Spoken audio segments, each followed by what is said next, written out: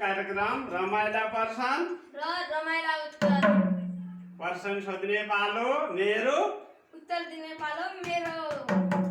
ल प्रश्न नम्बर 1, कुन दलको नेता हुँदैन? मादल। ठीक। कुन खाना खानु हुँदैन? कारखाना। ठीक ठीक।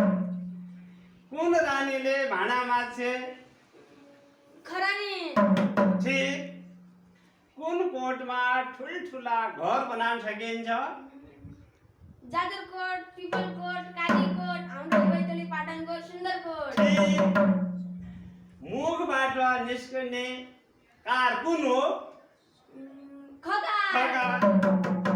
ल आजको सबै प्रश्नको सबै उत्तर मिलाउनु हो। तिमीलाई धेरै धेरै धन्यवाद। र अब भोलिको लागि गीत गाए।